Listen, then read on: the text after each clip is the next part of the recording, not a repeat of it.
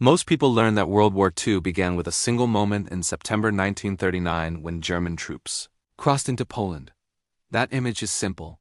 It is clear. And it fits neatly into a school textbook. But the real beginning sits in a quieter place. It sits in the pages of financial ledgers kept in London, Paris, New York, and Berlin. It sits in the unpaid bills left over from a war that ended 20 years earlier. And it sits in a pattern of debt that almost no one at the time wanted to admit was spiraling out of control. In 1919, the Treaty of Versailles demanded that Germany pay reparations, equal to more than 2 times its entire national income. The number was so large that even officials in Britain reportedly argued it could never be collected. But the public wanted a simple answer. After the destruction of World War I, someone had to pay. So the treaty placed the burden on a defeated nation and told the world that stability would follow. It did not. A clerk in Berlin wrote in his diary in 1922 that he saw prices double between his morning commute and his walk home in the evening. He said he felt as if the currency was melting in my hands. That line captures a human truth. For ordinary people, the crisis did not look like politics. It looked like empty shelves. It looked like savings disappearing. It looked like a country slipping towards something dangerous. This story matters today because it shows how financial pressure can build slowly and then suddenly reshape entire nations. It shows how a debt promise made in peace can fuel a conflict 20 years later. It shows how political leaders can ignore numbers until the numbers force decisions no one wanted. And it raises a simple question. If the first spark of World War II was not a gunshot in 1939 but a debt agreement in 1919, what else have we misunderstood about how the world's most destructive war truly began? There is a quieter part of the story that most people never hear, and it starts long before the first tanks rolled across a border. To find the real beginning, we have to return to the early 1920s, when Europe was still exhausted from the First World War.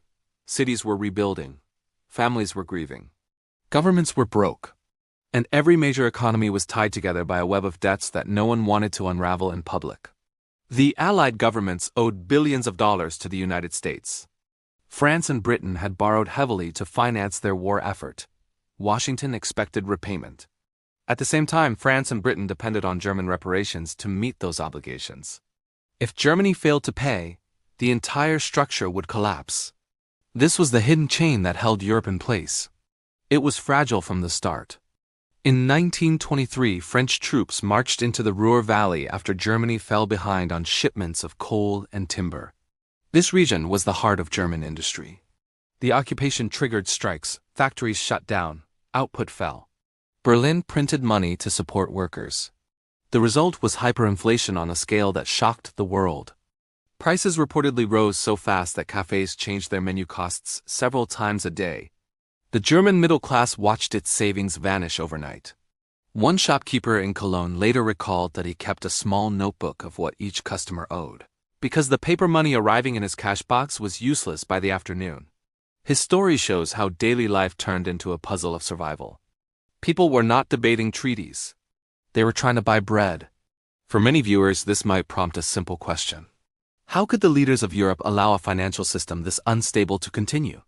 The overlooked detail is that no country wanted to admit the truth. France needed reparations. Britain needed repayment from France. The United States expected its loans honored. No one was willing to be the first to acknowledge that the numbers did not add up. This quiet pressure created the conditions for the next phase of the story, where a single financial decision shifted the balance of power in Europe once again. The first major shift in power came in 1924 when the Dawes Plan was introduced. On the surface, it looked like a simple rescue package for a struggling Germany. But behind the scenes, it changed who controlled the flow of money in Europe. German reparations were reduced. The payment schedule was stretched out. And most importantly, American banks stepped in as the new lenders.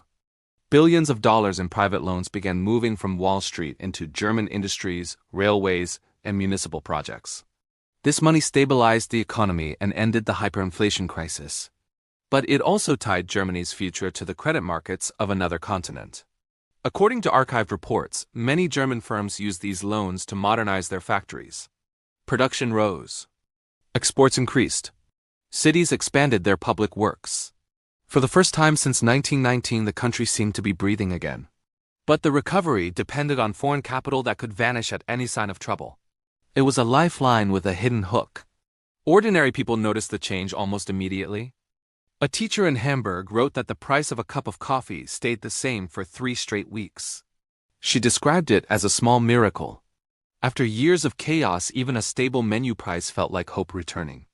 Her note shows how economic shifts can be felt long before they are understood. By 1927, Germany had become one of the largest borrowers in the world. Banks in New York and Chicago considered the country a promising market. Investors expected regular interest payments. Government officials on both sides of the Atlantic relied on confidence remaining high. The new stability looked strong, but it depended on loans that could not go unpaid. This raises a simple question for anyone watching. What happens when a nation's recovery is built entirely on credit that it does not fully control? The answer began to appear when the global economy started to cool and the flow of money began to slow. The hidden mechanism behind the entire system was the circular flow of money that kept Europe running through the 1920s. It looked stable from a distance. It looked orderly on paper. But it depended on every country doing its part without admitting that each piece relied on the next one to survive. Germany received loans from American banks. Germany used those funds to pay reparations to France and Britain. France and Britain then used those reparation payments to repay their war loans to the United States. The same dollars were moving in a loop across the Atlantic. Nothing new was being created. It was the same money passing through different hands to satisfy old promises. A single interruption at any point would collapse the structure. Central bankers reportedly understood the risk. Officials in London noted in private letters that the arrangement worked only as long as credit remained cheap and investors stayed optimistic. But saying this publicly would have forced governments to reconsider their entire financial strategy. So the mechanism stayed quiet. Everyone relied on it and no one wanted to question it. A simple illustration helps make it clear. Imagine a family that keeps paying its bills only because a relative is lending them the same money every month. Nothing is truly solved. The moment that relative stops helping, the entire household falls behind. One banker in Amsterdam described the situation in almost the same way in 1928. He said he felt as if Europe was borrowing time rather than money. His remark captured a truth that few politicians wanted to repeat. For viewers today, this raises a gentle question. How long can a financial system last when every part of it depends on debt that is never fully repaid? The answer became clearer when a sudden shock pushed the entire arrangement toward its breaking point. The slow consequence of these hidden systems appeared after the global financial crisis of 2008. Confidence in traditional banking structures weakened. Central banks intervened with large purchase programs and near-zero interest rates.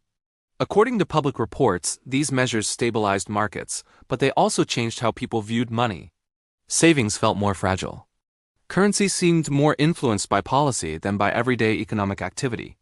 At the same time, a new idea surfaced in a short technical paper released in 2008. It described a digital currency that operated without central control. Most readers ignored it. Yet within a few years, it sparked a movement that challenged how people thought about payments, privacy, and trust. This development was not created by governments, but by individuals who felt disconnected from the traditional system. Insiders in Washington reportedly reacted with curiosity and caution. They saw potential risk but also innovation. They debated whether this technology could complement existing systems or undermine them. Meanwhile, similar discussions began in Beijing, where officials focused on the strategic implications for cross-border transactions. For many ordinary people, the turning point came during the years when banks limited withdrawals or placed strict conditions on accounts. A shop owner in southern Europe once recalled how customers arrived with small envelopes of cash because they were unsure whether their digital balances would remain accessible. Her story captured a wider sense of uncertainty. Have you ever experienced a moment when the banking system felt less predictable than it should? And as these unexpected consequences grew, governments began studying a new idea with far greater ambition.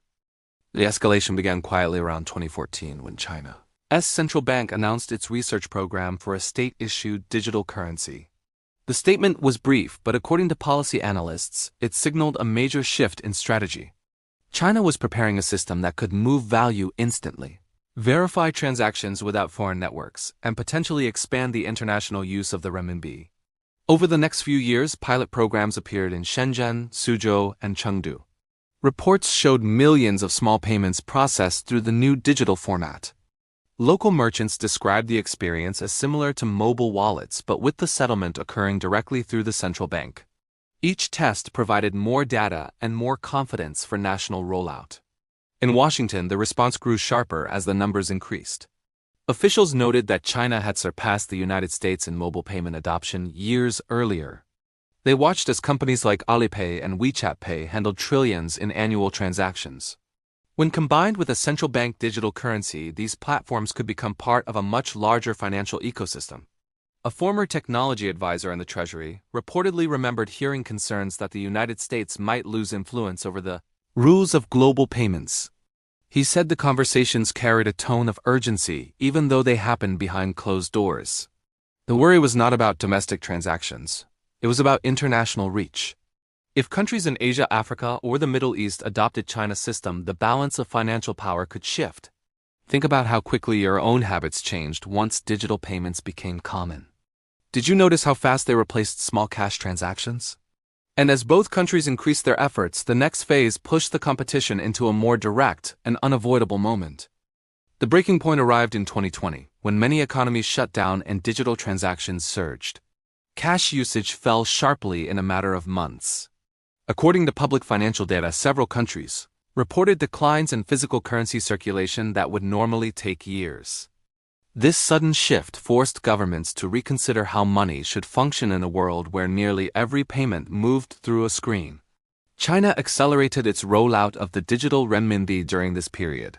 Large cities began distributing trial funds directly to citizens through mobile apps.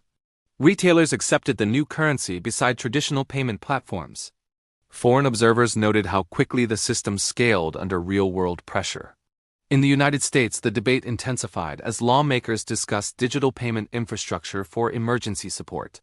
Insiders reportedly recalled meetings where officials questioned whether the country could keep relying on older settlement networks, while other nations built faster systems. The concern was not only technological. It was strategic. If the global financial landscape shifted too quickly, the dollar's influence could weaken before new safeguards were in place. One researcher at a payments lab later described the atmosphere as tense but focused. He said the team understood that digital money was no longer a theoretical option. It was becoming a competitive necessity. When you look back at that year, do you remember the moment when digital payments became your default rather than a convenience? And from this breaking point, a deeper pattern finally became visible, connecting decades of decisions into one clear line. A clear pattern emerges when you trace these events from Bretton Woods to the rise of digital currencies. Every major shift in global money follows the same rhythm. A new technology appears, a dominant power hesitates. A rising power adopts it quickly, and the structure of influence begins to change. History offers a steady list of examples. In the 1960s, Japan embraced electronic banking faster than most European nations. In the 1980s, the United States moved ahead with card-based payments, while others studied from a distance. In the 2000s, China expanded mobile wallets at a scale no country had attempted before. Each time, the nation that adopted early gained an advantage in speed, data, and reach. The same pattern now appears in the race for digital state-backed money. China is building a system that reduces its reliance on foreign networks. The United States is evaluating models while protecting the influence of the dollar. Both approaches reflect deeper national strategies shaped by history, economics, and security. An economist who studied international systems once described these cycles as quiet handoffs of convenience. He said people rarely notice the transition because daily life feels the same. You tap a card, you scan a code, you check a balance. But the infrastructure behind those actions may belong to a different country than it did decades before. So the question becomes simple. When a new form of money arrives, which nation will shape its rules and reap its benefits?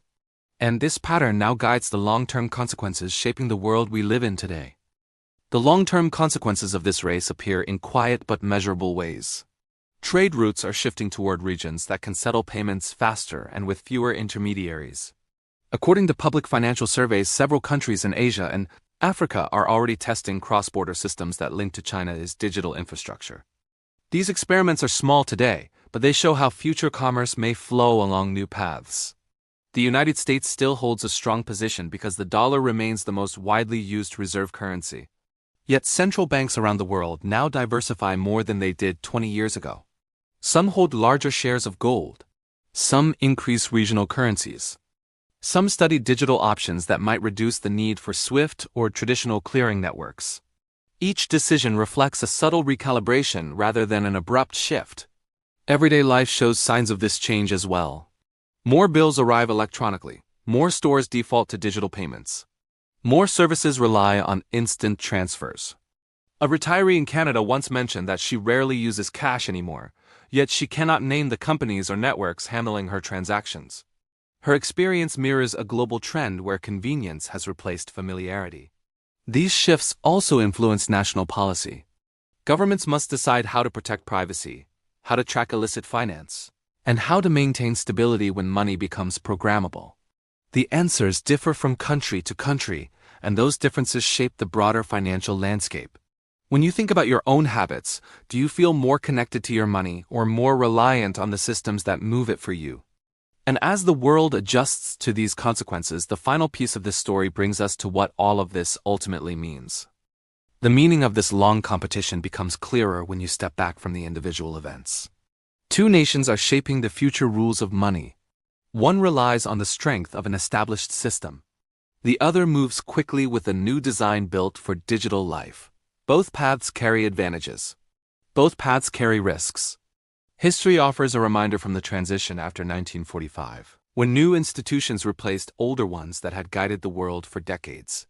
The change did not happen in a single moment. It unfolded through quiet decisions, long negotiations, and shifts in public confidence.